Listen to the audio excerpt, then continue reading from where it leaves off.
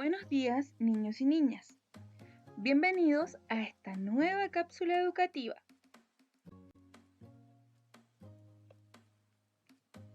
En esta cápsula educativa veremos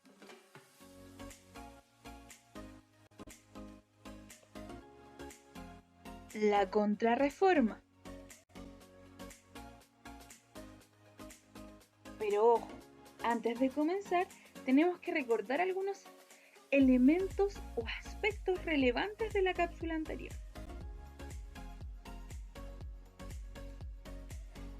¿Ustedes recuerdan lo que es una reforma?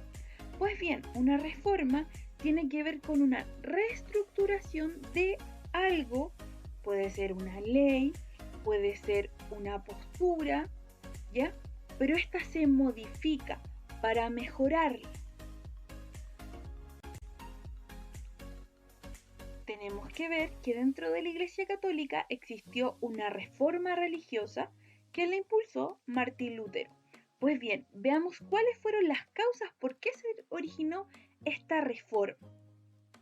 La primera causa es por un aspecto político, que empiezan a emerger distintos sentimientos nacionalistas, ¿ya? Y esto va de la mano con lo que estaba viendo el hombre, que era un cambio de mentalidad.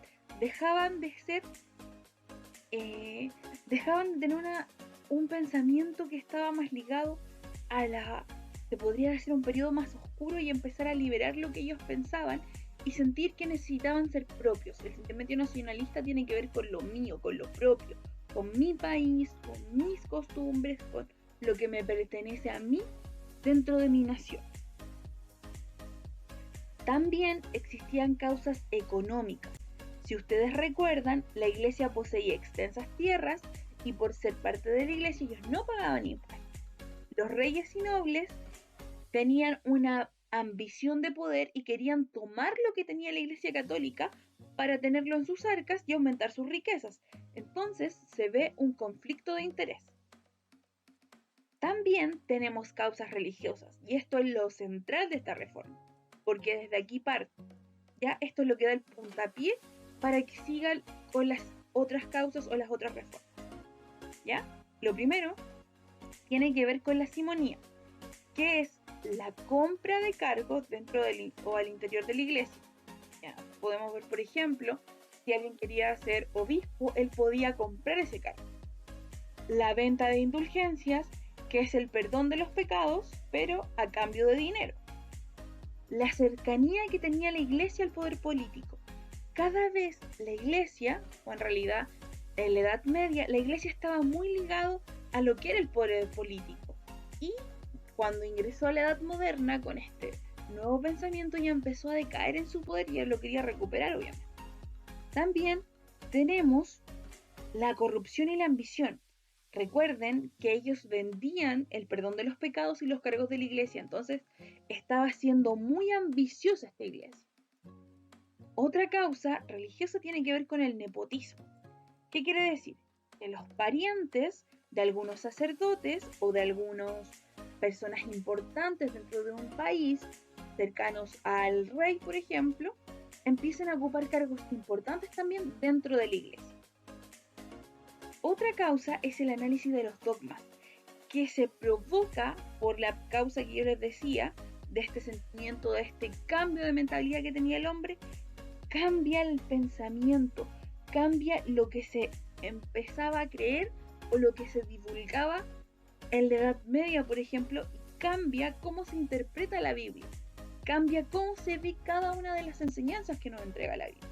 Y todo este conjunto crea esta reforma, ¿ya?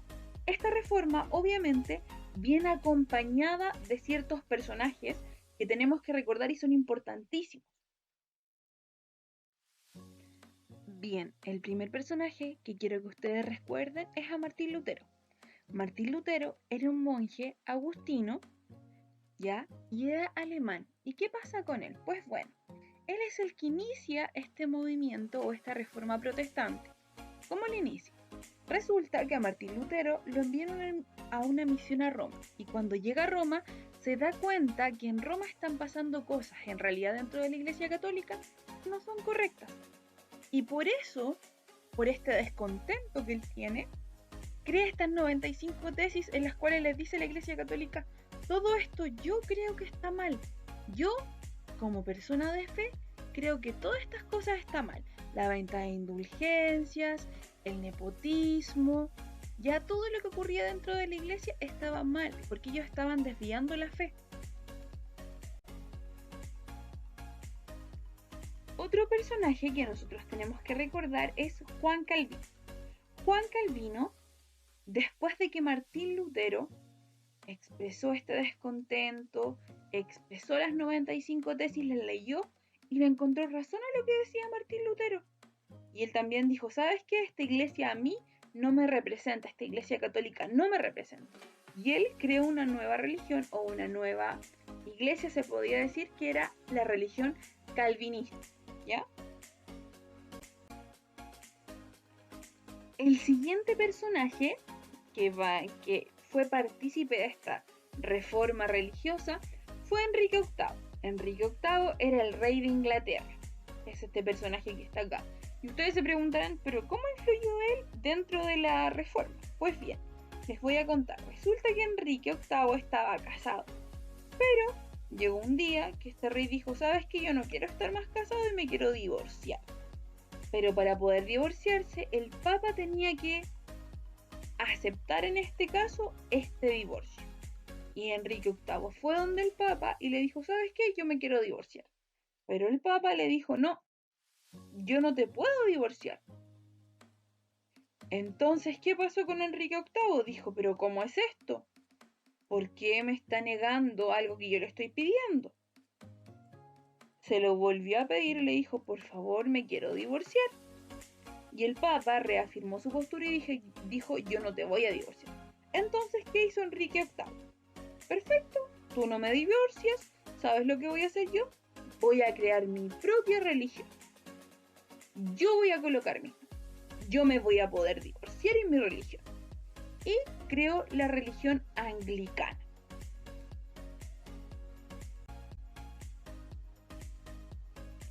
Pues bien, luego de ver todo lo que causaban, lo que eran las causas de la reforma, recordar quiénes eran los principales actores de esta reforma, veamos qué es la contrarreforma. Pues bien, la contrarreforma es la respuesta que tiene la Iglesia Católica, la respuesta que da ante lo que había planteado Martín Lutero, ante este quiebre que se había dado dentro de la Iglesia Católica por las 95 tesis de Lutero, por lo que planteaba esta reforma protestante de Martín Lutero, ¿ya? ¿Y qué tenía de especial o cuáles eran las características principales de esta reforma? Es lo que vamos a ver. Pues bien, lo primero que tenemos que saber de esta contrarreforma o respuesta de la Iglesia Católica hacia la reforma de Martín Lutero es que centró sus esfuerzos y energías en la reorganización y renovación interna de la Iglesia, es decir, mostrarle a la gente que ellos iban a hacer las cosas mejor. El objetivo principal que tenía esta contrarreforma fue reafirmar los principios que tenía la fe y la doctrina católica, ¿ya? ¿Y cómo lo hicieron? Pues bien, empezaron a hacer distintos cambios para poder definir un nuevo rol de la Iglesia con una mayor organización y disciplina, eliminando la venta de indulgencias, por ejemplo, el nepotismo, ¿ya? Y haciendo que esta iglesia fuera un poco más transparente. Bien, entonces, ¿qué hizo la iglesia? Comenzó a reafirmar la posición que tenía antiguamente en Europa e inició un proceso de evangelización. ¿Cómo?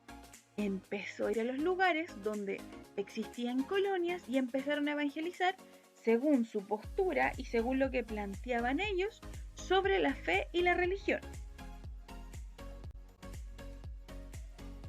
Bueno, hay dos hechos que marcaron esta contrarreforma religiosa y todo lo que la envuelve, ¿ya? Primero es el Concilio de Trento. Se me va a decir: ¿pero qué es eso? Pues bien, les voy a contar. Un concilio es una reunión donde se reúnen los obispos, en este caso, de toda Europa, ¿ya? Y discuten sobre un tema. El tema que los convocó en este concilio fue la reforma que proponía Martín Lutero. ¿Y qué salió de aquí? Pues bien, salió que tenían que reestructurarse, mostrar que la iglesia podía tener más disciplina y estar más organizada. También dejar de lado un poquito la venta de indulgencias, el nepotismo, ¿ya? Y mostrarse fuerte ante estas otras religiones o estas iglesias que estaban surgiendo.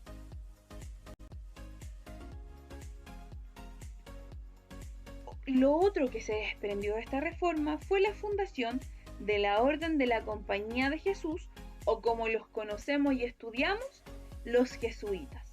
¿Ya? Bueno, estos personajes o esta compañía fue la que se encargó de ir a otros territorios, ¿ya?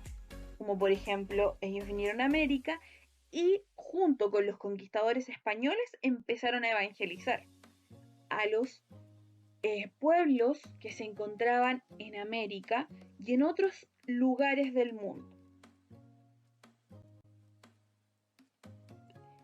Bien, ahora lo que nosotros vamos a ver es que luego de toda esta reforma y contrarreforma, Europa tuvo una nueva división, pero esta vez de carácter religioso. Como podemos apreciar,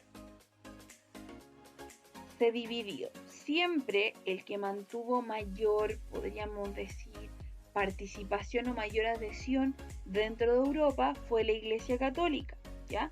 Pero esta perdió ciertos lugares que se adaptaron o en realidad empezaron a practicar este otro tipo de religiones que se empezaron a formar. Tenemos, por ejemplo, a los de color verde, que pertenecen a los seguidores de Martín Lutero o a las iglesias luteranas. También en Inglaterra, con Enrique VIII, tenemos a los anglicanos, también es una parte chiquitita de Irlanda que también sigue esta corriente anglicana, y en el centro, se podría decir, de Europa, tenemos a Suiza, que sigue a Juan Calvino, a Escocia y a los Países Bajos.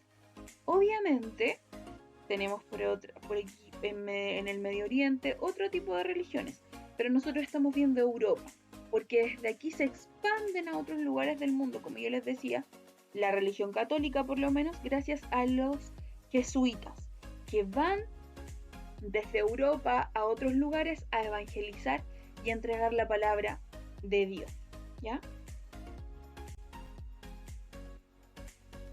Pues bien, niños, eso ha sido la cápsula educativa de esta semana. Espero que les quedara todo un poco más claro y les pueda servir. Cuídense mucho, por favor quédense en su casa y nos vemos en una próxima cápsula educativa. Adiós.